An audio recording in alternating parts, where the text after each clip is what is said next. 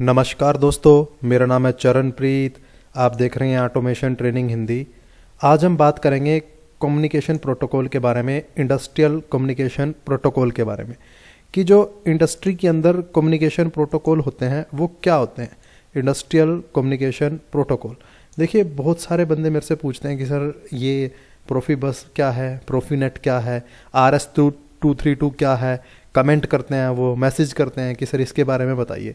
तो ये वीडियो आज खासकर इसी पर्पज़ से बनाया गया है कि आपके जो भी डाउट हैं कम्युनिकेशन को लेकर वो सारे के सारे क्लियर हो जाएं। तो इसके अंदर मैं आपको इन डेप्थ समझाऊंगा कि कम्युनिकेशन प्रोटोकॉल क्या होते हैं, कैसे ये काम करते हैं, क्यों इनको बनाया गया है और क्या इनका पर्पस है। ये एक पूरी सीरीज़ रहेगी वीडियो की, जिसमें आज हम डिस्कस करेंगे बेसिक कम्युनिकेशन प्रोटोकॉल क्या होता है और ये कितने टाइप के होते हैं और ये कैसे काम करते हैं। नेक्स्ट वीडियो के अंदर हम 1 बाय 1 हर एक प्रोटोकॉल जो इंडस्ट्री के अंदर, ऑटोमेशन इंडस्ट्री में हम यूज़ करते हैं मोस्टली, उसके बारे में आपको बताऊंगा कि उसके क्या पैरामीटर रहते हैं, कैसे उसको सेट करते हैं, क्या उसका तरीका रहता है। तो ये सारी चीज़ें चलिए शुरू करते हैं। तो सबसे पहले तो समझते हैं कि कम्युनिकेशन प्रोटोकॉल बनाए क्यों गए हैं। देखिए, कम्युनिकेशन प्रोटोकॉल बनाए गए हैं कि जो हमारा कम्युनिकेशन है एक डिवाइस से दूसरे डिवाइस के बीच में, जो कम्युनिकेशन है वो ईजिली हो जाए। पर कम्युनिकेशन करना ही क्यों है भाई? हमें हर एक चीज़ को समझना होता है कि क्यों करना है, किस लिए करना है और कैसे करना है, तभी उसका कंसेप्ट क्लियर होता है। तो हम समझते हैं कि कम्युनिकेशन करना ही क्यों है, हमें कम्युनिकेशन प्रोटोकॉल की ज़रूरत ही क्या है हमें। तो कम्युनिकेशन का देखिए इसलिए ज़रूरत है हमें क्योंकि हमें अपने डेटा को एक्सचेंज करना है। हमें क्या करना है? For data exchange. हमें अपने डेटा को एक्सचेंज करना है कि मेरे पास कोई एक डिवाइस है, उससे डेटा मैं इस डिवाइस से इस डिवाइस के अंदर भेज पाऊँ, इनकी आपस में बातचीत करा पाऊँ, इसलिए मेरे को कम्युनिकेशन करना है। तो देखिए, जैसे आपको पता है इंडस्ट्री में हम अलग अलग टाइप की PLC यूज़ करते हैं, अलग अलग मैन्युफैक्चरर।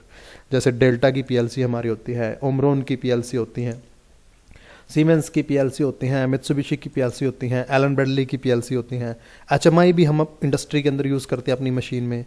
अलग अलग मैन्युफैक्चरर की HMI भी आती हैं। कंप्यूटर, हम लैपटॉप यूज़ करते हैं अपने। तो हमें इन सभी डिवाइसेस के बीच में क्या करना होता है? इन सभी डिवाइसेस के बीच में कम्युनिकेशन कराना होता है। कम्युनिकेशन मतलब डेटा को ट्रांसफ़र करना होता है, एक डिवाइस से दूसरे डिवाइस में डेटा का एक्सचेंज करना होता है। तो ये सारा काम हम किसके थ्रू करते हैं? कम्युनिकेशन प्रोटोकॉल के थ्रू करते हैं। हमें क्या करना है? डेटा को एक्सचेंज करना है। इस डेटा को इस PLC से यहाँ भेजना है, फिर इस PLC से यहाँ भेजना है, फिर इस लैपटॉप के अंदर भेजना है, इस लैपटॉप से मैं HMI में भेजना चाहता हूँ। तो मैं क्या करना चाहता हूँ? अपना डेटा को एक्सचेंज करना चाहता हूँ इन डिवाइसेस के अंदर, कि ये डेटा मेरा यहाँ यहाँ यहाँ यहाँ यहाँ अलग अलग जगह पे मेरे को ये डेटा चाहिए। तो मेरे को जो ये डेटा का एक्सचेंज करना है, डेटा को एक जगह से दूसरी जगह पे ट्रांसफ़र करना है, इसीलिए हमें कम्युनिकेशन की ज़रूरत पड़ती है। हमें कम्युनिकेशन की ज़रूरत किस लिए पड़ती है? डेटा को एक डिवाइस से दूसरे डिवाइस के अंदर ट्रांसफ़र करने के लिए। जैसे अभी आप देख रहे हैं कि एक डिवाइस से मेरे को इस डिवाइस के अंदर भेजना है, फिर मेरे को लैपटॉप से मैं चाहता हूँ HMI से इस PLC में। तो मेरे को जो इस तरीके से डेटा का कम्युनिकेशन करना होता है, ये डेटा आपका कुछ भी हो सकता है। डेटा का मतलब हो सकता है कि आपका कोई प्रोडक्शन का काउंटर है, ठीक है जी, आपका कोई सेंसर का सिग्नल है, आपका कोई वॉल का सिग्नल है, आपका कोई आउटपुट का सिग्नल है, वो भी आपका एक डेटा होगा। मैं चाहता हूँ कि कोई इनपुट है मेरा PLC के अंदर, इस PLC के अंदर मेरा इनपुट है और उस PLC के जो इनपुट का स्टेटस, मान लीजिए यहाँ पे मेरा एक इनपुट है X0, मैं चाहता हूँ कि ये जो X0 है इस HMI के अंदर दिखे, इस HMI के अंदर भी यहाँ पे X0 का क्या दिखे? स्टेटस दिखे। तो अब जो PLC का डेटा है वो मेरे को कहाँ दिखाना है? इस HMI के अंदर दिखाना है। तो मेरे को क्या कराना पड़ेगा? इस PLC को और इस HMI को आपस में कम्युनिकेट कराना पड़ेगा, इनमें डेटा एक्सचेंज करना पड़ेगा। PLC का डेटा HMI में और HMI का डेटा PLC के अंदर लेके जाऊँगा, तब ये मैं अपना टास्क कर पाऊँगा। तो कम्युनिकेशन का मतलब क्या है? डेटा एक्सचेंज करना, डेटा को एक डिवाइस से दूसरे डिवाइस में भेजना क्या कहलाता है? कम्युनिकेशन कहलाता है।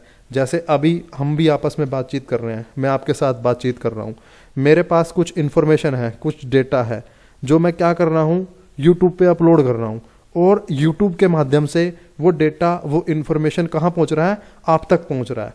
तो ये हम क्या कर रहे हैं, एक तरीके का कम्युनिकेशन ही कर रहे हैं। मेरे पास जो इन्फॉर्मेशन डाटा है वो मैं आप तक पहुंचा रहा हूं, इसी चीज को क्या बोलते हैं, कम्युनिकेशन बोलते हैं, एक्सचेंज ऑफ डाटा, कि मेरी इन्फॉर्मेशन आप तक पहुंचे, इस जो प्रोसेस को बोलते हैं कम्युनिकेशन। और हमें क्यों जरूरत है पीएलसी और एचएमआई के अंदर, वो मैंने एक एग्जांपल लेकर बताया आपको। तो आगे देखते हैं इसके अंदर क्या होता है। Introduction to communication protocol. देखिए कम्युनिकेशन प्रोटोकॉल क्या है। Communication protocol is a combination of two word. Communication protocol क्या है, दो वर्ड से बना हुआ है, जिसके अंदर पहला वर्ड क्या है, कम्युनिकेशन, दूसरा वर्ड क्या है, प्रोटोकॉल। तो कम्युनिकेशन प्लस प्रोटोकॉल से जुड़ के बना है कम्युनिकेशन प्रोटोकॉल। तो इन दोनों ही वर्ड का मतलब हम समझते हैं। कम्युनिकेशन का मतलब तो जैसे अभी मैं बता रहा था आपको, एक्सचेंज ऑफ डाटा, कि किसी भी डिवाइस के अंदर हमें डाटा को एक्सचेंज करते हैं तो उसको क्या बोलते हैं, कम्युनिकेशन बोलते हैं। मैंने अपना एग्जांपल भी आपको बताया अभी कि मेरे पास जो इंफॉर्मेशन है उसको आप तक पहुंचाना क्या कहलाता है, कम्युनिकेशन कहलाता है। बिल्कुल आसान भाषा में कहूँ तो बातचीत करना, आसान भाषा में कहूँ तो क्या करना, बातचीत करना। जैसे दो फ्रेंड होते हैं, आपस में बातचीत करते हैं, वो उसके पास वो उसको कुछ बता रहा है कि आज मैंने ऐसे किया, वो उसको कुछ बता रहा है कि मैंने ऐसे किया। तो ये आपस में जो उनकी बातचीत हो रही है, इसी को टेक्निकल लैंग्वेज के अंदर क्या बोलते हैं, कम्युनिकेशन बोलते हैं।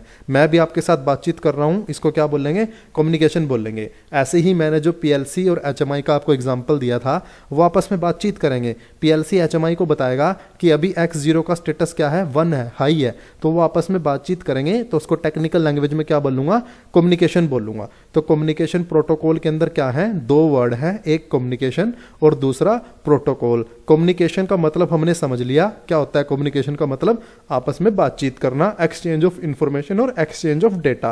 प्रोटोकॉल का मतलब और समझेंगे। देखिए कम्युनिकेशन इज एक्सचेंजिंग इंफॉर्मेशन, वही मैं आपको बता रहा हूं, आपस में इंफॉर्मेशन को एक्सचेंज करना या बातचीत करना इज कम्युनिकेशन। प्रोटोकॉल का क्या मतलब है, protocol is the set of rule. Protocol का क्या मतलब है, सेट ऑफ रूल। प्रोटोकॉल होते हैं सेट ऑफ रूल को बोलते हैं प्रोटोकॉल। देखिए आपने जो भी चीज़ समझनी है उसको बिल्कुल आसान तरीके से समझाने के लिए मैं आपको सब कुछ बता रहा हूँ, ठीक है। तो प्रोटोकॉल का क्या मतलब है, सेट ऑफ रूल्स है। सेट ऑफ रूल्स का मतलब क्या है कि कोई भी जो काम है उसको करने के लिए कुछ रूल बनाए गए हैं, कि कोई भी जो काम है उसको करने के लिए रूल्स बनाए गए हैं। उन रूल के सेट को क्या बोलते हैं, हम प्रोटोकॉल बोलते हैं। जैसे फॉर एग्जाम्पल मैं आपको बताऊं कि हमें कोई भी काम अगर करना होता है, जैसे ट्रेन हमारी चलती हैं, तो ट्रेन का चलने के लिए एक रूल है कि सबसे पहले जो ट्रेन को लाइट दिखाई देती है, वो लाइट क्या होनी चाहिए, ग्रीन होनी चाहिए हमारी, तभी ट्रेन अपने प्लेटफॉर्म से उस स्टेशन से आगे बढ़ेगी।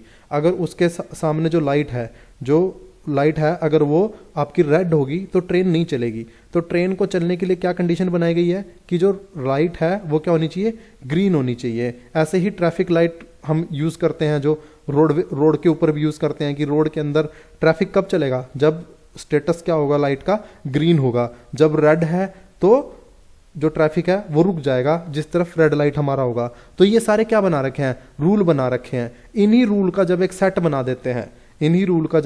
बना देते हैं कि कैसे कैसे स्टेप बाय स्टेप आपको ये काम ऐसे करना है, आपको ये काम ऐसे करना है, उसको क्या बोलते हैं, प्रोटोकॉल बोलते हैं। जैसे ट्रैफिक लाइट के लिए जो रूल्स हैं उनका एक सेट बना देंगे तो हम उसको बोलेंगे प्रोटोकॉल। तो ट्रैफिक लाइट का हमने सारों का एक पूरा रूल बना रखा है कि जब रेड लाइट होगी तो रुक जाना है, येलो लाइट होगी तो इसका मतलब आपका ग्रीन सिग्नल होने वाला है, या फिर आपका ग्रीन से रेड सिग्नल होने वाला है। तो इन सब को जब हम एक जगह पे ले आएंगे इकट्ठा करके, तो उसको बोलेंगे हम प्रोटोकॉल। आई होप आपको समझ में आया होगा। कम्युनिकेशन का मतलब है डाटा को एक्सचेंज करना, आपस में बातचीत करना। प्रोटोकॉल का मतलब है सेट ऑफ रूल, कि कुछ रूल्स बना दिए गए हैं, उनको हम प्रोटोकॉल बोलेंगे। तो आगे देखते हैं कि ये कम्युनिकेशन होता कैसे है। देखिए कम्युनिकेशन हमें करने के लिए इंडस्ट्री के अंदर हमारे पास अलग अलग डिवाइसेस होते हैं। मान लीजिए मेरे पास एक कोई ये पर्सनल कंप्यूटर है, मेरे को इसको कम्युनिकेट करना है एक पीएलसी के साथ। एक पीएलसी है, एक मेरे पास एचएमआई है। मैं चाहता हूँ कि इनका आपस में कम्युनिकेशन हो। ये जो मेरी कंप्यूटर है ये मेरा पीएलसी से जुड़ जाए और फिर ये मेरा एचएमआई से भी जुड़ जाए। तो मैं इस तरीके से कम्युनिकेशन करना चाहता हूँ। मैं चाहता हूँ कि ये जो मेरे को कंप्यूटर दे रखा है इसको मैं पीएलसी के साथ कम्युनिकेट कर दूँ और इसको मैं एचएमआई के साथ कम्युनिकेट करूँ। मेरा यहाँ पे कुछ बैकअप पड़ा है, पीएलसी का प्रोग्राम बना पड़ा है, मैं चाहता हूँ कि ये प्रोग्राम इस पीएलसी के अंदर राइट कर दूँ मैं, और एचएमआई का मेरा कुछ प्रोग्राम या डाटा है वो चाहता हूँ कि वो भी मैं इस कंप्यूटर से एचएमआई के अंदर अपना डाटा राइट कर दूँ। तो मेरे को ये सारे काम करने के लिए किस चीज़ की ज़रूरत पड़ेगी? कम्युनिकेशन प्रोटोकॉल की ज़रूरत पड़ेगी कि किस कम्युनिकेशन प्रोटोकॉल के थ्रू ये सारे काम होंगे, कौन सा वो स्टैंडर्ड है जिसको मैं यूज़ करके ये अपने काम कर पाऊंगा। ये कम्युनिकेशन प्रोटोकॉल और भी ज़रूरत पड़ेगी। यहाँ पर तो देखिए सिर्फ एक ही पीएलसी और एचएमआई है, एक ही मैन्युफैक्चरर ने बना रखा है। मेरे पास डेल्टा का एचएमआई है, डेल्टा का पीएलसी है। ये कुछ अपना स्टैंडर्ड बना लेगा, दोनों चीज़ें ये एक ही कंपनी बना रही है। पीएलसी भी एक ही कंपनी है डेल्टा का, और एचएमआई भी एक ही कंपनी का है डेल्टा का। ये क्या करेगा, एक कम्युनिकेशन सॉफ्टवेयर मेरे को बना के दे देगा यहाँ पे, और उस सॉफ्टवेयर के अंदर कुछ डाटा होगा, वो कहेगा लो जी आप मेरे इस डिवाइस के अंदर यहाँ से राइट कर लो, और इस डिवाइस के अंदर आप ऐसे ऐसे करके ये राइट कर लो। बट दिक्कत तब आती है जब अलग अलग मैन्युफैक्चरर अलग अलग चीज़ें बनाते हैं और अलग अलग लोकेशन के अंदर बनाते हैं। देखिए एक डेल्टा वाला बना रहा है, कोई दिक्कत वाली बात नहीं है, सब कुछ हो जाएगा आपका, क्योंकि वही बंदा बना रहा है। वो अपनी एचएमआई को भी उसी कम्युनिकेशन के अकॉर्डिंग बना देगा, पीएलसी को भी उसी कम्युनिकेशन प्रोटोकॉल के अकॉर्डिंग बना देगा, एक डेडिकेटेड सॉफ्टवेयर आपको दे देगा बना के कि आप इसके थ्रू ऐसे ऐसे ये काम कर लो। बट जब डिफरेंट लोकेशन के अंदर अलग अलग लोकेशन में अलग अलग हार्डवेयर को यूज़ करके अलग अलग डिवाइसेस बनते हैं, जैसे हमारे अलग अलग पीएलसी होते हैं अलग अलग मेक के, मित्सुबिशी का पीएलसी हमारा रहता है, एचएमआई आ जाते हैं हमारे अलग अलग मेक के, किसी एक मेक का एचएमआई, किसी एक मेक का पीएलसी। तो इन सब के अंदर कैसे डाटा एक्सचेंज होगा, कैसे एक दूसरे डिफरेंट मेक से इसके अंदर डाटा आएगा? तो इसके लिए कुछ रूल हमें बनाने पड़ेंगे कि सभी डिवाइसेस जो हैं जो मैन्युफैक्चरर बनाएं वो उन्हीं रूल्स को फॉलो करें जो एक स्टैंडर्ड हो। अब देखिए अगर मित्सुबिशी वाले ने ऐसा कम्युनिकेशन प्रोटोकॉल बना दिया जो डेल्टा वाला डिवाइस सपोर्ट ही नहीं करता, तो ये डिवाइस आपस में कम्युनिकेट ही नहीं कर पाएंगे। ऐसे ही और बहुत सारी चीज़ें होती हैं।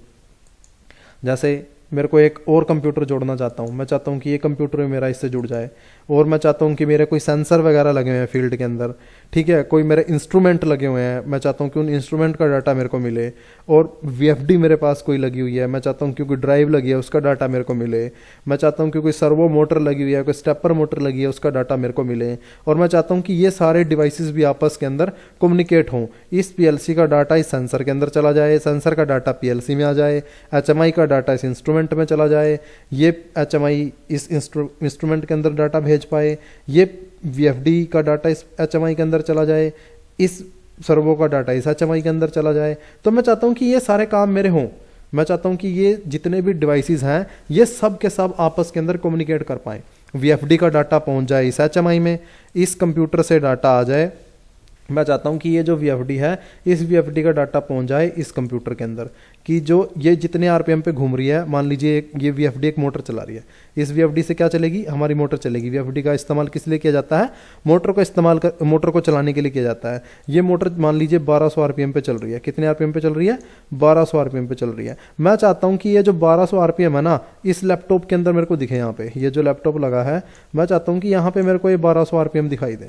मान लीजिए कि इंस्ट्रूमेंट लगा हुआ है, कि लीक टेस्टिंग मशीन लगी हुई है, यहाँ पे मैं किसी पार्ट को लीक टेस्ट कर रहा हूँ। मैं चाहता हूँ कि इस पार्ट का जो लीक का डाटा है कि ये पार्ट कितने वैल्यू पे पास हुआ, कितनी वैल्यू पे फेल हुआ, वो मेरे को इस पीएलसी के अंदर आए पहले। तो इस पीएलसी से फिर ओके एनजी का जो सिग्नल है वो इस एचएमआई में मेरे को दिखाई दे। मेरे को यहाँ पे पता चले कि वो पार्ट ओके हुआ है या एनजी हुआ है। मेरे को यहाँ पे ये दिख जाए इस एचएमआई कि यहाँ पे जो पार्ट टेस्ट किया गया है वो ओके है या एनजी है। और एग्जांपल जैसे ये कोई सेंसर लगा हुआ है, मैं चाहता हूँ कि इस सेंसर का डाटा मेरा इस एचएमआई के ऊपर दिखाई दे, कि इस सेंसर की जो भी वैल्यू आ रही है, मान लीजिए प्रेशर सेंसर लगा हुआ है, इसके अंदर मान लीजिए 5 बार प्रेशर अभी है, कि मेरे को 5 बार यहाँ पे प्रेशर बना हुआ है। मैं चाहता हूँ कि ये 5 बार का प्रेशर मेरे को इस एचएमआई के ऊपर डिस्प्ले के ऊपर दिखता रहे कि अभी वहाँ पे कितना प्रेशर चल रहा है, 5 बार प्रेशर चल रहा है। ऐसे ही ये सर्वो मोटर चल रही है, मैं चाह रहा हूँ कि सर्वो मोटर का डाटा मेरे को इस कंप्यूटर के अंदर दिखाई दे कि ये कितने आरपीएम पे चल रही है मोटर, कितना टॉर्क ले रही है, कैसे ये रोटेट हो रही है। तो मैं डिफरेंट डिवाइसेस का डाटा चाहता हूँ कि अलग अलग लोकेशन पे अलग अलग जगह पे इस्तेमाल किया जाए। अब देखिए मैंने आपको जैसे पहले बताया था कि जब तक एक मैन्युफैक्चरर बना रहा है कोई दिक्कत वाली बात नहीं थी। डेल्टा का पीएलसी था, डेल्टा का एचएमआई था, एक ही जगह एक फैक्ट्री में बन रहे हैं, उस बंदे ने एक सॉफ्टवेयर बना के दिया और उस सॉफ्टवेयर के थ्रू आप अपने काम कर लो। अब देखिए अलग अलग लोकेशन के अंदर जब चीज़ें बनती हैं तो दिक्कत आती हैं। अब डेल्टा की जो एचएमआई है वो बनती है ताइवान में, ये कहाँ का ब्रांड है, ताइवान का ब्रांड है, ठीक है। और सीमेंस कहाँ पे बनती है, यूरोप में, जर्मनी का ये ब्रांड है। ये कहाँ पे मैन्युफैक्चर होती है, यूरोप के अंदर मैन्युफैक्चर होती है, ठीक है। ऐसे ही मित्सुबिशी जापान का ब्रांड है, ये जापान के अंदर मैन्युफैक्चरर होता है। तो देखिए कोई तो प्रोडक्ट बन रहा है ताइवान में, कोई बन रहा है यूरोप में, कोई बन रहा है जापान में, ये सेंसर बन रहा है इंडिया के अंदर।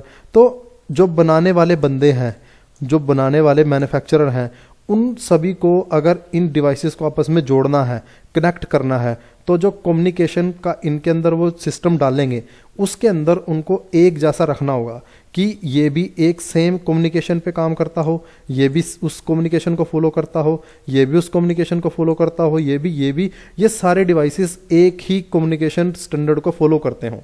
अब ये जो सारे डिवाइसेस हैं अलग अलग लोकेशन में अलग अलग मैन्युफैक्चरर जब बना रहे हैं, तो इनको एक ही कम्युनिकेशन पे अगर स्टैंडर्ड पे फॉलो करवाना है तो उसके लिए क्या करना पड़ेगा, एक रूल पहले तैयार करने पड़ेंगे, एक कम्युनिकेशन प्रोटोकॉल के रूल तैयार करने पड़ेंगे कि देखिए जी ये जो कम्युनिकेशन प्रोटोकॉल है इसके अंदर ये रूल रहेंगे।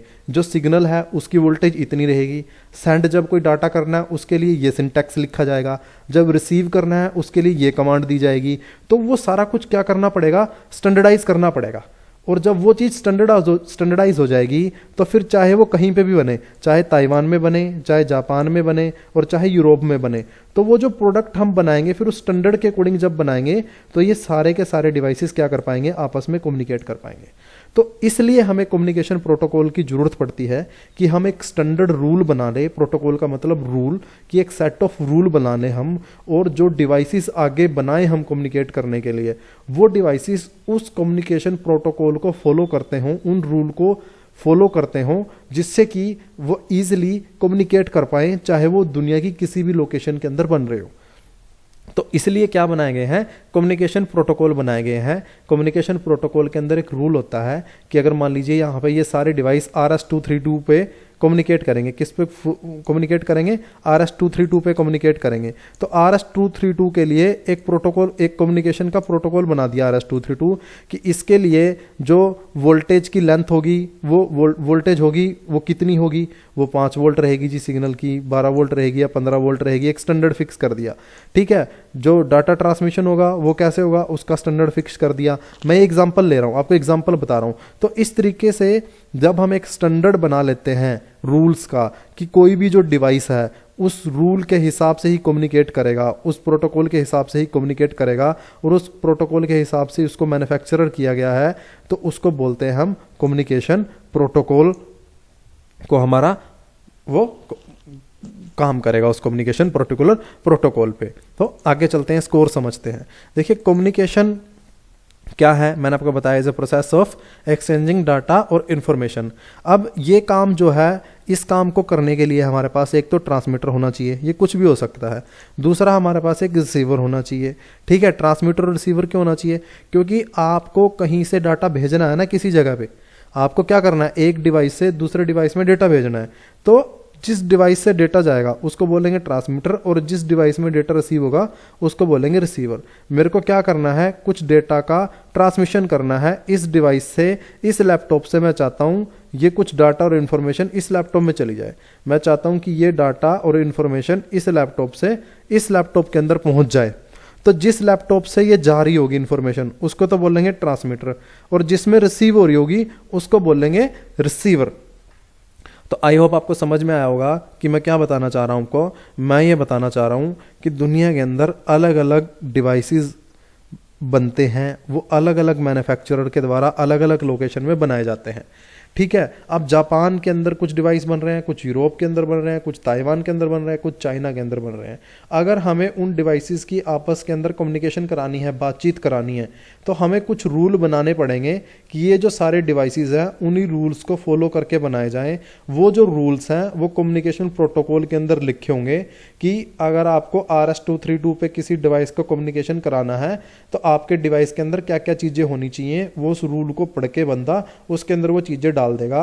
अब वो चाहे चीज़ फिर जापान में बने चाहे यूरोप में बने, वो रूल सभी के लिए एक होंगे, तो ईजिली जो है वो चीज़ें फिर आपस में कम्युनिकेट कर पाएंगी। तो हमें ट्रांसमिट और रिसीवर की जरूरत पड़ेगी, डाटा को एक डिवाइस से दूसरे डिवाइस के अंदर भेजने पड़ेंगे। ये एक इजी सा कम्युनिकेशन का एग्जांपल है कि कम्युनिकेशन होता कैसे है।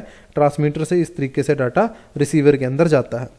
अब इसका ब्लॉक डायग्राम देख लेते हैं थोड़ा सा कि ब्लॉक डायग्राम ऑफ कम्युनिकेशन, कि इसके ब्लॉक डायग्राम के अंदर क्या होता है। देखिए ब्लॉक डायग्राम के अंदर क्या है, कम्युनिकेशन कराने के लिए आपको सबसे पहले एक ट्रांसमीटर की ज़रूरत पड़ेगी, फिर एक रिसीवर की ज़रूरत पड़ेगी और एक चैनल की ज़रूरत पड़ेगी। आपका जो डाटा है वो ट्रांसमीटर के थ्रू ट्रांसमीटर से निकलेगा, चैनल के थ्रू होता हुआ रिसीवर तक पहुंच जाएगा। ये एक सिंपल कम्युनिकेशन का ब्लॉक डायग्राम है। जहां कहीं पे भी कम्युनिकेशन हो रहा होगा आपको तीन चीज़ों की जरूरत पड़ेगी, ट्रांसमीटर, रिसीवर और चैनल।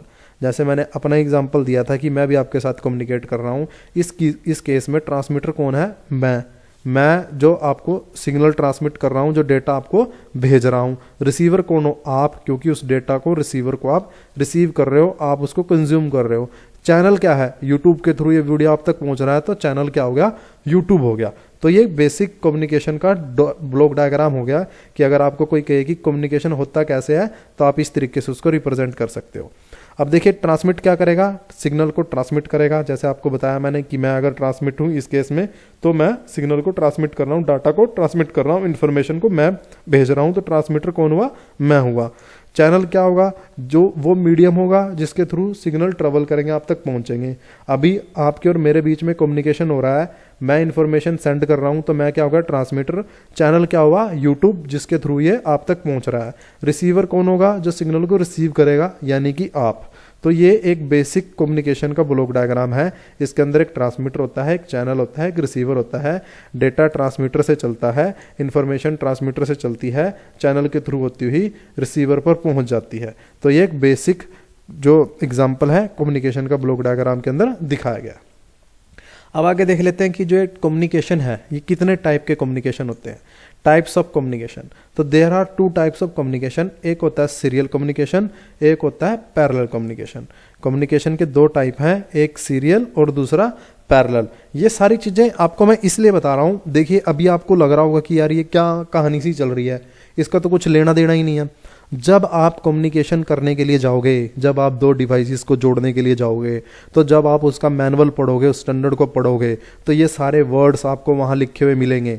और जब आपको इन वर्ड्स का मतलब समझ में नहीं आएगा तो फिर आप कहोगे जी पता नहीं क्या हो गया, ये तो मेरे से कम्युनिकेशन नहीं हो पा रहा, मैं यहाँ से भेज रहा हूँ, इतना हो गया, इतना नहीं हो पा रहा। तो देखिए किसी भी चीज़ को समझने के लिए पहले उसकी टर्मिनोलॉजी, उसके टेक्निकल कंसेप्ट को समझना पड़ता है। तो ये चीज़ें समझनी बहुत ज़्यादा जरूरी है। तो इसलिए मैं आपको ये सारी कहानी सुना रहा हूँ। ये कहानी अभी आपको बेतुकी लग सकती है कि यार पता नहीं क्या है, बट जब मैं आपको कम्युनिकेशन करके दिखाऊंगा ना आगे, जब मैं कम्युनिकेशन वाली विंडो खोलूंगा कि देखिए जी RS-232 के अंदर ये चीज़ें आ रही हैं, इसमें ये होता है, इसमें ये ट्रांसमीटर है, ये रिसीवर है, DT है, DC है, तो आपको फिर समझ में नहीं आएगा यार ये क्या है, ट्रांसमीटर क्या, रिसीवर क्या, ये चैनल क्या, ये क्या आ गया, ये क्या बोला जा रहा है। तो इसलिए वो सारी चीज़ें मैं पहले बता रहा हूँ कि जब हम वहाँ पे कम्युनिकेशन प्रोटोकॉल के बारे में बात करें, समझे, वो प्रैक्टिकल मैं आपको करके दिखाऊं, तो आपको सारे वर्ड्स का मतलब समझ में हो, वहाँ पे कन्फ्यूजन आपको ना क्रिएट हो जाए। तो ये सारी चीज़ें बड़ी समझने वाली हैं, ध्यान से जो चीज़ें मैं आपको बता रहा हूँ। तो देखिए कम्युनिकेशन दो टाइप का होता है, एक सीरियल कम्युनिकेशन और एक पैरेलल कम्युनिकेशन। चलिए इसको देख लेते हैं कि क्या होता है सीरियल और क्या होता है पैरेलल। देखिए मैंने आपको बताया कि सीरियल कम्युनिकेशन के अंदर सबसे पहले आपको एक ट्रांसमीटर की जरूरत पड़ेगी। कम्युनिकेशन का जब भी मतलब बात होगी, कम्युनिकेशन की जब भी बात होगी, तो आपको हमेशा एक ट्रांसमीटर की जरूरत पड़ेगी, एक रिसीवर और एक चैनल। चाहे वो कोई सा भी कम्युनिकेशन हो, चाहे वो सीरियल कम्युनिकेशन हो, चाहे वो पैरेलल कम्युनिकेशन हो। यहाँ पे भी सीरियल कम्युनिकेशन की बात कर रहे हैं, तो सीरियल कम्युनिकेशन करने के लिए भी क्या चाहिएगा, एक ट्रांसमीटर चाहिएगा, एक रिसीवर चाहिएगा, और इनके साथ जोड़ने के लिए इनको आपस में क्या चाहिएगा, एक चैनल चाहिएगा जिसके थ्रू ये कम्युनिकेशन होगा। यहाँ पे हमारा ये ट्रांसमीटर है, ये चैनल है और ये क्या है, रिसीवर है।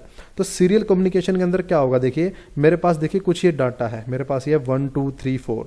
मैं चाहता हूं कि इस डेटा को 1 2 3 4 जो ये नंबर है इसको इस ट्रांसमीटर से ट्रांसमिट करके इस रिसीवर पे यहाँ पे पहुंचा दूं। और कैसे पहुंचाऊं, सीरियल कम्युनिकेशन के थ्रू मैं पहुंचाऊं, जहां पे मेरा एक ही चैनल है, जहां पे मेरा क्या है, एक ही चैनल है जो ट्रांसमीटर को रिसीवर के साथ जोड़ रहा है। तो सीरियल कम्युनिकेशन के अंदर क्या होगा, जो कम्युनिकेशन होगा वो 1 बाय 1 होगा। पहले ये बिट जाएगी यहाँ पे, फिर ये दूसरी बिट जाएगी, फिर ये तीसरी, फिर ये चौथी, इस तरीके से जाएंगी। तो इसके अंदर क्या होगा, आपका सबसे पहले जो एक है वो ट्रांसमीटर से जाएगा रिसीवर के पास, फिर उसके बाद जाएगा आपका 2, जब 1 पहुंच जाएगा उसके बाद 2 चलेगा, जब 2 पहुंच जाएगा फिर आपका चलेगा 3, जब 3 आपका रिसीवर के पास पहुंच जाएगा ट्रांसमीटर से फिर चलेगा 4। तो इस तरीके से देखिए सीरियल कम्युनिकेशन होता है कि जो डेटा है वो 1 बाय 1 जाता है। कि मान लीजिए मेरे पास 4 डिजिट का डेटा है, 5 डिजिट का डेटा है, तो पहले 1 डिजिट जाएगी, फिर दूसरी, फिर तीसरी, फिर चौथी। क्यों, क्योंकि आपके पास चैनल एक ही है। तो ये सारी डेटा जो है वो सीरियल में जा रहा है 1 बाय 1, इसलिए इसको क्या बोलते हैं, सीरियल कम्युनिकेशन बोलते हैं। क्योंकि जो डेटा का ट्रांसफर होता है वो सीरियल में होता है, 1 बाय 1 डेटा ट्रांसमीटर से रिसीवर की तरफ जाता है, इसलिए इसको सीरियल कम्युनिकेशन बोला जाता है। अब देखते हैं पैरेलल कम्युनिकेशन को, कि पैरेलल कम्युनिकेशन क्या होता है। देखिए कम्युनिकेशन है तो ट्रांसमीटर होगा, रिसीवर होगा, बट अगर पैरेलल कम्युनिकेशन है तो उतने ही चैनल होंगे जितना आपको डेटा को ट्रांसफर करना है। यहां पे देखिए मेरे पास 4 बिट का डेटा है, मेरे को इसको ट्रांसमीटर करना है रिसीवर के पास, तो मेरे पास 4 ही चैनल हैं। अगर यहाँ पे 10 बिट का डेटा होता तो मेरे पास 10 चैनल होते, 10 वायर यहाँ पे रहती। तो पैरेलल कम्युनिकेशन के अंदर क्या होता है, जब चैनल हैं वो ज्यादा होते हैं, जिससे डेटा क्या होता है एट ए टाइम ट्रांसमीटर से रिसीवर की तरफ चला जाता है। देखिए 1 2 3 4 एक ही बार में पहुंच गए ट्रांसमीटर से रिसीवर के पास। तो पैरेलल कम्युनिकेशन के अंदर नंबर ऑफ चैनल क्या होते हैं, ज्यादा होते हैं, उतने ही चैनल होते हैं जितने बिट का डाटा आपको ट्रांसफर करना होता है। तो पैरेलल कम्युनिकेशन के अंदर इसलिए कम्युनिकेशन है बहुत फास्ट होता है, क्योंकि सीरियल कम्युनिकेशन के अंदर 1 बाय 1 पहले 1 दूसरा तीसरा चौथा तो टाइम लगता है। पैरेलल कम्युनिकेशन में सारा डाटा एक ही बार पहुंच जाता है, तो इसके अंदर स्पीड काफी ज्यादा होती है, बट इसके अंदर नंबर ऑफ चैनल भी उतनी ही जरूरत पड़ती है जितने के आपका डेटा आपको ट्रांसफर करना है, जितनी बिट का आपको डेटा ट्रांसफर करना है। तो इस वजह से ये थोड़ा सा कॉस्टली हो जाता है, क्योंकि इसमें नंबर ऑफ चैनल हमारे ज्यादा रहते हैं। इसलिए मोस्ट प्रोबेबली सीरियल कम्युनिकेशन को यूज करते हैं। ऑटोमेशन के अंदर जितने भी हम कम्युनिकेशन यूज करते हैं सारे के सारे ही सीरियल कम्युनिकेशन हमारे रहते हैं। तो आगे देख लेते हैं हम कम्युनिकेशन प्रोटोकॉल को और समझते हैं थोड़ा सा क्या है। देखिए कम्युनिकेशन प्रोटोकॉल मैंने आपको बताया, communication protocol is a set of rule that define how to transmit and receive data और इंफॉर्मेशन। कम्युनिकेशन प्रोटोकॉल क्या करेगा, देखिए अब हम बात करेंगे कि ये बनते कैसे हैं कम्युनिकेशन प्रोटोकॉल। अभी तक तो देखिए मैंने आपको बता दिया कि कम्युनिकेशन प्रोटोकॉल होता है जी, कम्युनिकेशन का मतलब ये होता है, प्रोटोकॉल का मतलब ये होता है। अब ये कम्युनिकेशन प्रोटोकॉल करेगा क्या और कैसे करेगा, वो जो मैन्युफैक्चरर वाली मैं आपको कहानी सुना रहा था कि जी एक यूरोप में बन रही है, एक ताइवान में बन रही है, एक जापान में बन रही है, वो जब बंदे बनाएंगे एक कम्युनिकेशन प्रोटोकॉल को ध्यान में रख के अपने डिवाइसेस को, जिससे कि वो आपस में बातचीत कर पाएं, तो वो कैसे कर पाएंगे, तो वो सारी चीजें किससे होंगी, कम्युनिकेशन प्रोटोकॉल से होंगी। कम्युनिकेशन प्रोटोकॉल क्या करेगा, ये डिफाइन करेगा how to transmit and receive data और इंफॉर्मेशन, कि डाटा को आपको कैसे ट्रांसमिट करना है और कैसे रिसीव करना है। ये सारी बातें कहां लिखी होंगी, कम्युनिकेशन प्रोटोकॉल के अंदर लिखी होंगी कि आपके पास एक ट्रांसमीटर है, एक रिसीवर है और कुछ डाटा या इंफॉर्मेशन है। ये डाटा और ये जो इंफॉर्मेशन है ये ट्रांसमिट से कैसे रिसीवर तक पहुंचेगा, ये चीज हमें कौन बताएगा, कम्युनिकेशन प्रोटोकॉल बताएगा कि मेरा जो डाटा है इस ट्रांसमीटर से इस रिसीवर तक कैसे पहुंचेगा। वो सारी की सारी चीजें कौन बताएगा, कम्युनिकेशन प्रोटोकॉल बताएगा।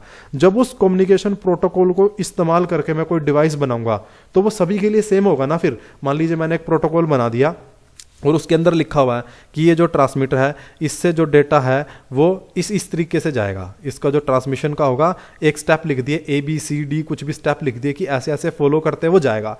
तो अब उस प्रोटोकॉल को यूज करके जितने भी मैन्युफैक्चरर अपने डिवाइस बनाएंगे तो वो सभी सेम स्टेप फॉलो करेंगे कि डाटा पहले ऐसे आएगा, फिर ऐसे आएगा, फिर ऐसे आएगा, तो जिससे कि वो जो डिवाइसेस हैं इजीली कम्युनिकेट कर पाएंगे, क्योंकि उनके अंदर जो कम्युनिकेशन के लिए बनाया गया है सिस्टम वो क्या है, वो सेम है, वो सेम स्टैंडर्ड को फॉलो करके बनाया गया है। चाहे फिर वो उसको कोई भी मैन्युफैक्चरर बना रहा हो उससे फर्क नहीं पड़ेगा। तो इस तरीके से कम्युनिकेशन जो प्रोटोकॉल है वो क्या डिसाइड करेंगे, कम्युनिकेशन की प्रोसेस डिसाइड करेंगे कि कम्युनिकेशन कैसे होगा। अब इसकी हिस्ट्री देख लेते हैं कि ये क्या था, कब बना था, क्यों इनकी जरूरत पड़ी थी। देखिए, जब 1960 के आसपास का दशक चल रहा था, इंडस्ट्रियल रेवोल्यूशन हो रहा था, इंटेलिजेंट डिवाइसेस आ रहे थे, इलेक्ट्रॉनिक्स इंडस्ट्री बोर्न हो रही थी, नए नए इलेक्ट्रॉनिक्स डिवाइसेस बन रहे थे, तो उस टाइम पे एक डिवाइस को दूसरे डिवाइस के साथ कम्युनिकेट कराने की जरूरत पड़ रही थी। और समस्या वही आ रही थी जो मैं अभी तक आपको बताता आ रहा हूँ कि एक डिवाइस बन रहा था जापान में, उसका एक अलग अपना कम्युनिकेशन का स्टैंडर्ड था। जो जापान वाला बना रहा था उसके अंदर जो सिग्नल होते थे, मैं को एग्जाम्पल दे रहा हूँ आपको, वो यूज़ करता था 5 वोल्ट का सिग्नल का, कि 5 वोल्ट डीसी पे मेरे जो कम्युनिकेशन के सिग्नल है वो रहेंगे। अब एक डिवाइस बन रहा था यूरोप के अंदर, जर्मनी के अंदर, वहाँ पे जो वो डिवाइस बना रहा था उसके जो कम्युनिकेशन का स्टैंडर्ड का सिग्नल का स्टैंडर्ड ले रखा था उसने, वो ले रखा था 12 वोल्ट का। अब एक जगह पे कितने वोल्ट का स्टैंडर्ड था, 5 वोल्ट का, दूसरी जगह पे कितना था, 12 वोल्ट का। तो जो चीज जापान वाला बना रहा था वो जर्मनी वाले के साथ कम्युनिकेट ही नहीं हो पा रही थी। क्यों? क्योंकि सिग्नल का डिफरेंस था, एक 5 वोल्ट को यूज कर रहा है, एक 12 वोल्ट को यूज कर रहा है। अब जरूरत क्या थी कि दोनों आपस में कम्युनिकेट कर पाए। क्यों मशीनें, जापान वाली मशीन जर्मनी में जा रही थी, जर्मनी की मशीन जापान में आ रही थी, ट्रेड बढ़ रहा था, व्यापार हो रहा था। तो इन सारी चीज़ों की जरूरत पड़ रही थी कि यार ये जो मशीन मेरे पास मेरी फैक्ट्री में आई है, ये इस मशीन से भी जुड़ जाए, मेरी इसका जो डेटा है यहाँ पे आ जाए, इससे ये काम ऐसे ऐसे मैं करना चाहता हूँ, ये मेरा यहाँ पे कम्युनिकेशन हो जाए।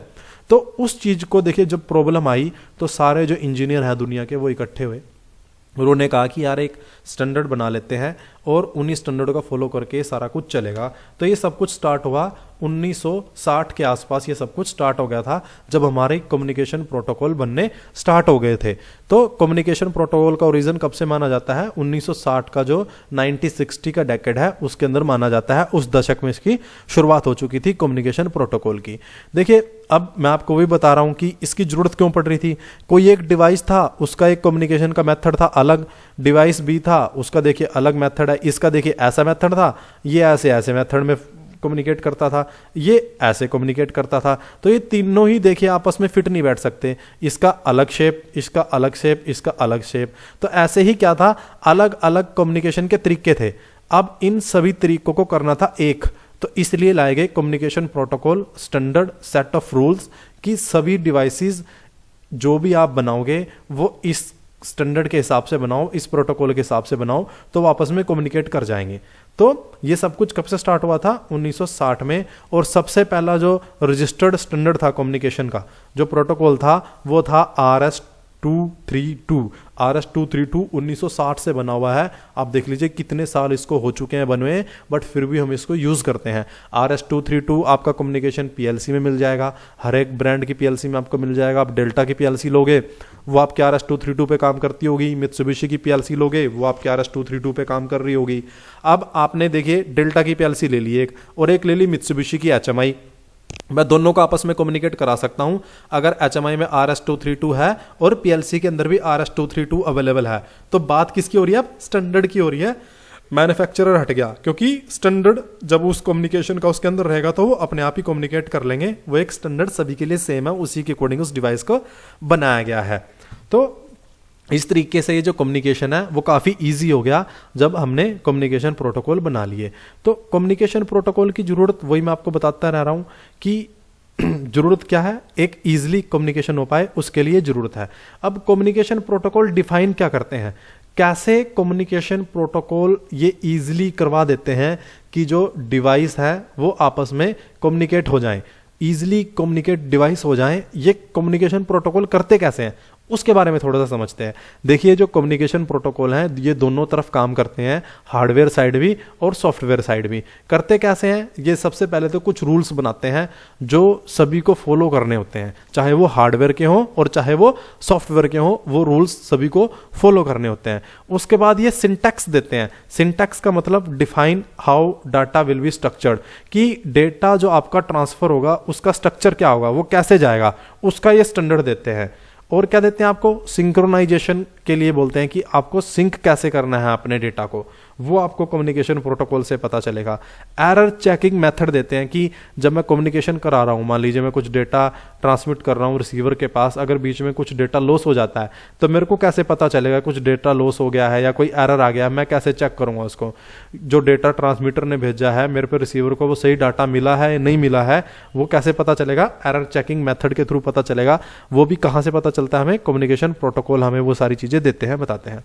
और सिग्नल का स्टैंडर्ड देते हैं, जैसे मैंने आपको बताया कि कोई जापान वाला 5 वोल्ट पे बना रहा था अपना स्टैंडर्ड, वो 12 वोल्ट पे बना रहा था, तो वो सारी चीज़ें भी कम्युनिकेशन प्रोटोकॉल के अंदर रहती हैं कि अगर आप ये कम्युनिकेशन प्रोटोकॉल यूज़ करोगे, इस ऐसे ऐसे ये चीज़ करोगे, तो इसका आपका सिग्नल का स्टैंडर्ड क्या है वो सेम रहेगा, चाहे वो डिवाइस आपका कुछ भी हो। तो ये सारी चीज़ें क्या है, कम्युनिकेशन प्रोटोकॉल हमें बताते हैं, देते हैं, जिसके थ्रू ईजिली कम्युनिकेशन हमारा हो पाता है। अब देखिए इंडस्ट्रियल कम्युनिकेशन प्रोटोकॉल की बात कर लेते हैं। इंडस्ट्रियल जो कम्युनिकेशन प्रोटोकॉल हैं वो रियल टाइम कम्युनिकेशन प्रोटोकॉल होते हैं। वो क्या होते हैं? रियल टाइम कम्युनिकेशन प्रोटोकॉल होते हैं। रियल टाइम का क्या मतलब है? मान लीजिए आपके पास एक HMI है, एक PLC है, अब दोनों को कम्युनिकेट कर रहे हो, आपस में आपने जोड़ रखा है, एक मशीन पे लगा हुआ है, तो PLC के अंदर जो X0 का रियल टाइम स्टेटस है आप वो HMI पे देख सकते हो। PLC के अंदर आपकी कोई डेटा रजिस्टर की वैल्यू है वो आप HMI पे देख सकते हो। HMI से आप डायरेक्ट वैल्यू को PLC के अंदर लाइव राइट कर सकते हो। तो ये सब कुछ क्या है? रियल टाइम कम्युनिकेशन चल रहा है कि टाइम बिल्कुल रियल टाइम की जो चाहिए वो अभी चाहिए, साथ के साथ हो रहा है आपका सब कुछ। तो ये क्या होते हैं?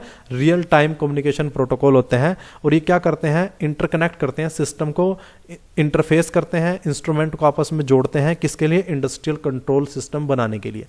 Industrial protocol, industrial communication protocol क्या करते हैं? एक डिवाइस को दूसरे डिवाइस के साथ जोड़ते हैं। मान लीजिए मेरे पास एक ये HMI है, एक ये PLC है, ये अलग कोई एक इंस्ट्रूमेंट है, एक ये टेस्टिंग यूनिट है या कोई ये इंस्ट्रूमेंट है, ठीक है, एक ये सेंसर है, एक ये कंप्यूटर है। मैं चाहता हूँ कि ये जो PLC है, ये HMI है, ये PLC के अंदर रियल टाइम डाटा मॉनिटर करे, राइट करे। ये PLC जो है इस ATEC यूनिट के अंदर जो भी लीक टेस्टिंग की वैल्यू चल रही है, जो प्रोग्राम चल रहा है, उसको रियल टाइम मॉनिटर करें। और इस सेंसर से भी मैं चाहता हूं कि रियल टाइम डेटा मेरे पास PLC के अंदर आए। मैं चाहता हूं कि ये जो HMI है इस डेटा के कलेक्ट करके इस लैपटॉप या जो कंप्यूटर है इसके अंदर यहाँ पे अपडेट कर दे, कोई एक फाइल मेरी एक्सेल की बन जाए, कोई रिपोर्ट मेरी जनरेट हो जाए। तो ये जो कम्युनिकेशन है, मैं ये रियल टाइम कम्युनिकेशन चाहता हूँ कि ये जो HMI है वो PLC से डाटा कलेक्ट करे, HMI सेंसर से, ये इंस्ट्रूमेंट से, और यहाँ से ये सब कुछ चलता रहे, कंटिन्यूस चलता रहे, कंटिन्यूस मॉनिटरिंग। जैसे ये चल रहा है ना, देखिए HMI इसके साथ जुड़ा हुआ है, ये इससे जुड़ा हुआ है, ये इससे जुड़ा हुआ है, इससे जुड़ा है, रियल टाइम के अंदर कंटिन्यूस ये सारी प्रोसेस चलती रही, कंटिन्यूस सारा डाटा आता रहे। तो कम्युनिकेशन प्रोटोकॉल ये सारी चीज़ें हमारी करवाने में हेल्प करते हैं कि ये सारी चीज़ें हम कम्युनिकेशन प्रोटोकॉल के थ्रू कर सकते हैं। इस तरीके से हम अपना एक इंडस्ट्री के अंदर सिस्टम बनाना चाहें तो वो बना सकते हैं। कोई HMI लगाया, PLC के साथ जोड़ दिया, PLC को सेंसर के साथ जोड़ दिया, कोई इंस्ट्रूमेंट लगा हुआ था उसके साथ PLC को जोड़ दिया, HMI से डाटा मैं कंप्यूटर लैपटॉप के अंदर पहुंचा दिया जिससे मैं कोई रिपोर्ट वगैरह जनरेट कर पाऊँ। तो ये सारी चीज़ें ईजिली कम्युनिकेशन प्रोटोकॉल की सहायता से की जा सकती हैं। तो इंडस्ट्रियल कम्युनिकेशन प्रोटोकॉल क्या है? सेट ऑफ रूल है, मैंने आपको बताया डाटा को कैसे भेजना है, कैसे नहीं। ये बताते हैं कि कैसे आपका डाटा एक लैपटॉप से एक PLC के अंदर जाएगा। कम्युनिकेशन प्रोटोकॉल क्या बताएगा? मैं चाहता हूं कि कोई डाटा मेरा एक लैपटॉप से PLC के अंदर जाना है, वो कैसे जाएगा ये कम्युनिकेशन प्रोटोकॉल डिसाइड करेगा। जो भी आप यूज़ करोगे, आप मान लीजिए RS-232 यूज़ कर रहे हो आप, तो RS-232 वाला जो कम्युनिकेशन प्रोटोकॉल है उसके अंदर जो आपका लैपटॉप है वो क्या हो जाएगा? DT हो जाएगा, और जो PLC है वो DC हो जाएगी, रिसीवर हो जाएगी। तो वो कैसे होगा? वो सारा कुछ ये कम्युनिकेशन प्रोटोकॉल के अंदर लिखा होगा, तो वो सारी चीज़ें उस प्रोटोकॉल के हिसाब से होंगी। कम्युनिकेशन प्रोटोकॉल ये भी बताएगा कि एक PLC का HMI के अंदर डाटा इन्फॉर्मेशन मेरे को लेके जानी है, वो कैसे जाएगी। मैं चाहता हूँ कि एक PLC से जो डेटा है वो HMI के अंदर जाए, वो कैसे जाए। ये एक सीमेंस का PLC है और डेल्टा का HMI है, इनके अंदर डेटा जाना है तो वो कम्युनिकेशन प्रोटोकॉल की सहायता से ईजिली चला जाएगा, चाहे ये अलग अलग मैन्युफैक्चरर के द्वारा बनाए गए हों। मैं चाहता हूं कि HMI टू PLC डाटा चला जाए, कि एक PLC से PLC के अंदर डाटा मेरे को पहुंचाना है, वो भी कैसे पहुंच सकता है? इजीली कम्युनिकेशन प्रोटोकॉल के थ्रू आप पहुंचा सकते हो कि एक PLC का डाटा एक दूसरी PLC के अंदर मैं पहुंचा दूं। सॉरी, वो भी काम किसके थ्रू हो जाएगा? हमारा PLC के थ्रू हमारा काम हो जाएगा। सॉरी कम्युनिकेशन प्रोटोकॉल के थ्रू हो जाएगा। मैं चाहता हूं कि मल्टीपल पीएलसी मेरी लगी हुई हैं, कि एक ओमरॉन की पीएलसी है, एक मित्सुबिशी की, एक डेल्टा की, एक सीमेंस की, और चाहता हूं कि ये जो डेटा है इन सभी के बीच सर्कुलेट होता रहे, आपस में ट्रांसफर होता रहे रियल टाइम मेरा, कि वो डाटा गया मित्सुबिशी में, मित्सुबिशी से गया डेल्टा में, डेल्टा से सीमेंस में, और सीमेंस से ओमरॉन में। अगर इस तरीके का काम भी करना है तो वो किसकी सहायता से कर पाऊंगा? मैं कम्युनिकेशन प्रोटोकॉल की सहायता से कर पाऊंगा। कैसे कर पाऊंगा? देखिए, कोई एक कॉमन कम्युनिकेशन प्रोटोकॉल होगा, मान लीजिए RS-232 है या RS-485 है, वो सारे डिवाइसेस को सपोर्ट करते होंगे, और उस कम्युनिकेशन प्रोटोकॉल के थ्रू RS-485 के थ्रू मैं इस डाटा को क्या कर दूंगा? ट्रांसफर कर दूंगा एक डिवाइस से दूसरे डिवाइस के अंदर। तो इस तरीके के काम भी मल्टीपल पीएलसी के अंदर डेटा ट्रांसफर कराना भी मैं किसके थ्रू कर सकता हूं? कम्युनिकेशन प्रोटोकॉल के थ्रू कर सकता हूं। अब देखिए, इंडस्ट्रियल जो कम्युनिकेशन प्रोटोकॉल है वो कौन से प्रोटोकॉल होते हैं, मैं उनके बारे में बताता हूं। अभी तक मैं आपको बता रहा था कि डाटा कहां कहां मैं भेजना चाहता हूं। मैं एक लैपटॉप से HMI में भेजना चाहता हूं, एक HMI से PLC में भेजना चाहता हूं, PLC से PLC में भेजना चाहता हूं, एक PLC से नंबर ऑफ PLC के अंदर भेजना चाहता हूं, या नंबर ऑफ HMI से नंबर ऑफ PLC में भेजना चाहता हूं, PLC से एक ड्राइव में भेजना चाहता हूं, ड्राइव से HMI में लेना चाहता हूं। ये सारा कुछ किसके थ्रू होगा? कम्युनिकेशन प्रोटोकॉल के थ्रू होगा। अब वो कम्युनिकेशन प्रोटोकॉल कौन से हैं जिनके थ्रू ये काम होगा, अब उसके बारे में बात करेंगे। तो देखिए, सबसे पहले जो हमारा मोस्ट कॉमनली कम्युनिकेशन प्रोटोकॉल रहता है वो रहता है RS-232। उसके बाद RS-485 हम यूज करते हैं। Modbus most popular communication protocol है, काफी पुराना प्रोटोकॉल है। ईथरनेट का हम इस्तेमाल करते हैं। कैन बस इंडस्ट्रियल प्रोटोकॉल होता है। प्रोफीबस, प्रोफीनेट और CC लिंक। देखिए, ये मेजर मैंने जो कम्युनिकेशन प्रोटोकॉल हैं वो लिए हैं इंडस्ट्रियल कम्युनिकेशन प्रोटोकॉल, और बहुत सारे कम्युनिकेशन प्रोटोकॉल होते हैं, 30 से 40 के आसपास ये कम्युनिकेशन प्रोटोकॉल हैं। नए नए आते रहते हैं कम्युनिकेशन प्रोटोकॉल। तो हम जो डिस्कस करेंगे सीरीज के अंदर वो मेन जो कम्युनिकेशन प्रोटोकॉल है उनको डिस्कस करेंगे। हर एक वीडियो के अंदर मैं आपको एक कम्युनिकेशन प्रोटोकॉल के बारे में बताऊंगा। अभी मैं आपको एग्जाम्पल लेके बताता हूँ RS-232 का, कि जो कहानी मैं आपको सुना रहा हूँ कि ये ट्रांसमीटर होगा, ये रिसीवर होगा, ऐसे जाएगा, ऐसे होगा कम्युनिकेशन प्रोटोकॉल। ये बताएंगे PLC से PLC में डाटा कैसे जाएगा, PLC से HMI में कैसे जाएगा, वो कैसे होता है। मैं आपको RS-232 का एग्जांपल लेके वो चीज़ समझाता हूँ। तो देखिए, RS-232 जो है, मैंने आपको बताया जो भी कम्युनिकेशन होगा उसके अंदर सबसे पहले तो क्या चीज़ होगी? एक ट्रांसमीटर होगा और एक रिसीवर होगा और एक चैनल होगा। RS-232 जो है, इसके अंदर जो RS वर्ड है, इसकी फुल फॉर्म होती है रिकमेंडेड स्टैंडर्ड। इसकी फुल फॉर्म क्या होती है? Recommended standard. रिकमेंडेड स्टैंडर्ड में रिकमेंडेड से R और स्टैंडर्ड से S लिया गया है शॉर्ट फॉर्म में, इसलिए इसको बोला जाता है RS-232। अगर कोई आपसे फुल फॉर्म पूछे इसकी तो इसकी फुल फॉर्म होगी रिकमेंडेड स्टैंडर्ड। इसके अंदर भी देखिए क्या होता है? सीरियल कम्युनिकेशन होता है। मैंने आपको बताया मोस्टली जो इंडस्ट्रियल कम्युनिकेशन प्रोटोकॉल यूज़ करते हैं हम सीरियल हैं सारे के सारे। सीरियल कम्युनिकेशन होता है, और ये कब बनाया गया था? 1960 में बनाया गया था। One of the earliest communication protocol है। सबसे पहला प्रोटोकॉल आई थिंक यही था जो सबसे पहले 1960 के अंदर इंट्रोड्यूस किया गया था, कम्युनिकेशन स्टैंडर्ड जिसको बनाया गया था।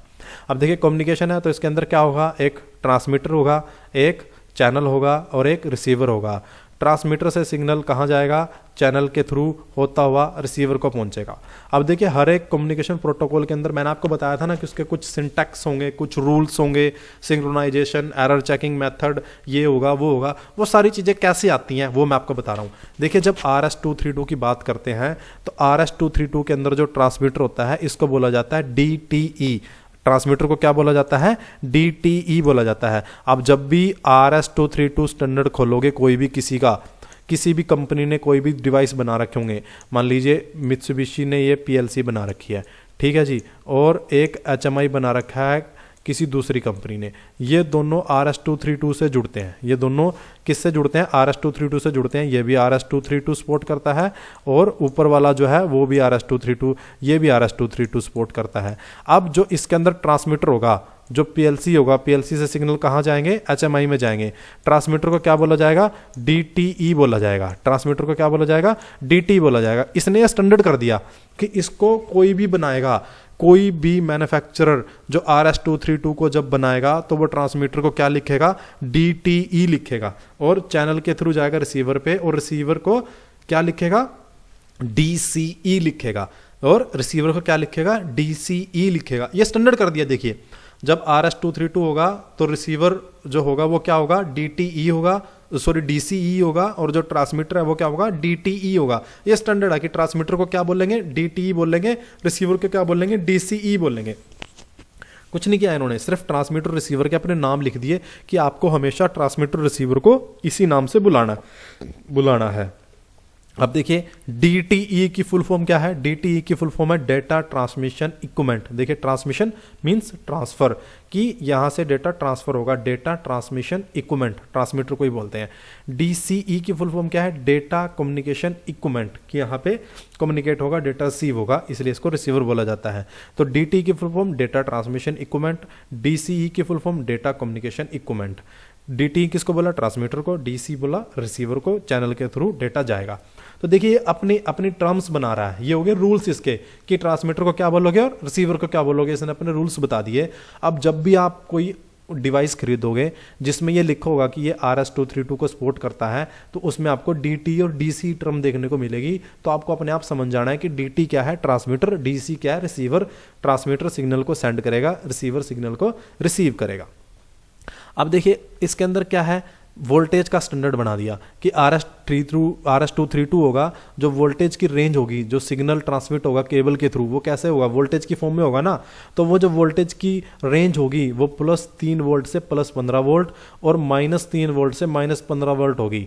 विद किसके रिस्पेक्ट होगी, विद कॉमन ग्राउंड के रिस्पेक्ट ये वोल्टेज चेक होगी, या तो 3 वोल्ट होगी या 15 वोल्ट होगी या -3 वोल्ट या 15 वोल्ट। ये स्टैंडर्ड बना दिए कि इन्हीं स्टैंडर्ड के जो सिग्नल है वो आपको यूज करने हैं। जो वोल्टेज, जब सिग्नल आपका ट्रांसमिट होगा उसका जो वोल्टेज का लेवल होगा वो कितना रखना है आपको, यही रखना है, यही आपका स्टैंडर्ड रहेगा, इसी को आपको फॉलो करना है। तो इस तरीके से देखिए उसने स्टैंडर्ड बना दिए, अपने सिग्नल के लिए स्टैंडर्ड बना दिए कि ये मेरा सिग्नल रहेगा, इसका ये स्टैंडर्ड रहेगा, ठीक है। अपने ट्रांसमिशन के लिए स्टैंडर्ड बना दिए कि ट्रांसमिशन के लिए ऐसे ऐसे ऐसे ऐसे ऐसे मेरा जाएगा, एरर चेकिंग मेथड बना दिए, वो सारी चीजें इसके अंदर बना दी गई।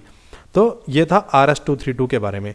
अब मान लीजिए मेरे को RS-232 को मेरे को एक HMI के साथ जोड़ना है, मेरे को एक PLC को HMI के साथ जोड़ना है RS-232 के लिए, तो मेरे को एक कम्युनिकेशन केबल की जरूरत पड़ेगी। उस कम्युनिकेशन केबल का जो कॉन्फ़िगरेशन है वो इस PLC के कम्युनिकेशन के हिसाब से होगा कि इसके अंदर जो पिन जोड़ी गई है, जिस पे ट्रांसमीटर होगा, रिसीवर होगा, वो पिन इस HMI के अंदर इस केबल में उसी सीरीज के अकॉर्डिंग सेट होगी, तब ये कम्युनिकेशन हो पाएगा। मान लीजिए यहाँ पे जो ट्रांसमीटर है वो 1 नंबर पिन है, रिसीवर है वो 2 नंबर पिन है, यहाँ पे ट्रांसमीटर है वो 2 नंबर पिन है, रिसीवर है 1 नंबर पिन है, और आपकी जो केबल है इसके अंदर जो वायर है वो किसी और ही पिन पे कनेक्ट हो रखी है, तो ये कम्युनिकेशन आपका नहीं हो पाएगा। तो आपकी जो केबल है वो भी किसके अकॉर्डिंग होगी, जो आपका ट्रांसमिशन है उसी के अकॉर्डिंग होगी। तो इसमें जो पिन का नंबर है उसको फिक्स कर दिया जाता है, या तो हमारा जो कनेक्शन रहता है RS-232 के अंदर, या तो वो स्ट्रेट रहता है या फिर हमारा क्रॉस के अंदर रहता है। अब देखिए जब मेरे को, मान लीजिए मेरे को किसी लैपटॉप को एक PLC के साथ कनेक्ट करना है, तो उसकी जो कम्युनिकेशन केबल है वो उसी स्टैंडर्ड के अकॉर्डिंग होगी जो लैपटॉप और जो PLC है उसके अंदर दिया गया होगा। ठीक है जी। अब मान लीजिए मेरे को किसी लैपटॉप को HMI के किसी इंस्ट्रूमेंट के साथ कम्युनिकेट करना है, मैं चाहता हूँ कि इस इंस्ट्रूमेंट का डाटा इस मेरे लैपटॉप के अंदर आ जाए, तो यहाँ पे भी जो सेम स्टैंडर्ड है वो सेम रहेगा कि जो केबल है उसका जो वायर का है कि एक ट्रांसमीटर होगा, एक रिसीवर होगा, ट्रांसमीटर से ट्रांसमिट होगा, रिसीवर पे रिसीव होगा, और एक आपका ग्राउंड रहेगा। उस तरीके से सारे का सारा आपका अरेंजमेंट रहेगा। तो आप कहीं से भी किसी के साथ कम्युनिकेट कर पाओगे ईजिली। आपकी जो केबल है, केबल की जो वायरिंग है, इसकी जो पिन है उसके अकॉर्डिंग होगी कि इसने जो पिन यूज़ करी है, और इस तरफ जो पिन है ट्रांसमीटर और रिसीवर वो बिल्कुल सेम सीक्वेंस के अंदर हो। अगर सीक्वेंस आपका अलग हो गया तो आपकी कम्युनिकेशन नहीं हो पाएगा।